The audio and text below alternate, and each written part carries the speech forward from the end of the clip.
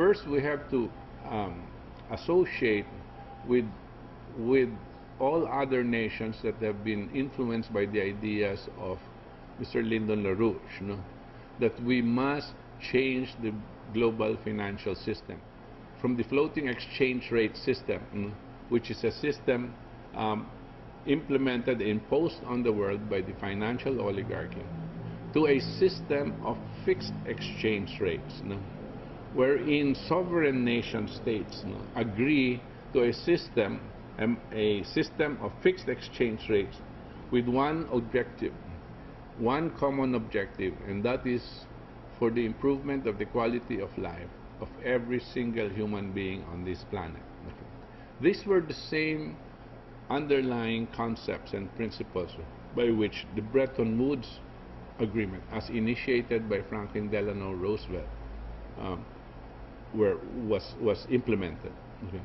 And if all nations do cooperate, all sovereign nations cooperate for that one single objective, then each nation becomes responsible for the other nation, and we become responsible for each other, so that all of our populations develop. Yeah. Well, Glass-Steagall, the Glass-Steagall Act was passed sometime 1933 by Senators Glass and Steagall. Okay. Upon, of course, the initiation of Franklin Delano Roosevelt. Its whole concept was to basically make sure that the banks functioned as banks, no? And that investment banks did not function as commercial banks. No? So first of all, it separated in the mechanics of it. It separated the activities of commercial banks, no? To provide, of course, the credit to local businessmen and to see to it that the economy is functioning that way. And that investment banks will become a kind of bank that will be the one to invest in speculative and activities. But the principle behind the Glass-Steagall Act was not found in the mechanics. What they didn't want is for the speculators, no, to govern over the rest of the population. And that this kind of system, wherein speculative investments, no, takes precedence over growth of the physical economy, was going to kill more and more people. No? It will bring down the quality of life of their citizenry. That was the principle behind it. And that if there was no such act, if it did not get controlled, no, then it would be very difficult, if at all possible, for the United States to develop and prosper. But it did, because that Glass-Steagall Act, regardless of who became president succeeding Franklin Delano Roosevelt, was in place. But in 1999, due to some pressure that President Bill Clinton had experienced in the Monica Lewinsky affair, the threat of impeachment forced Bill Clinton to accede to the demands of Wall Street that the Glass-Steagall Act be repealed. And when the Glass-Steagall Act was repealed, then you let loose well, the whole house came tumbling down. What happened was all of the investment banks, AIG, Lehman Brothers, Merrill Lynch,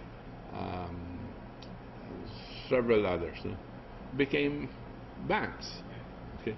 Became deposit takers, and were in fact allowed by law to use such deposits from these depositors for speculative purposes.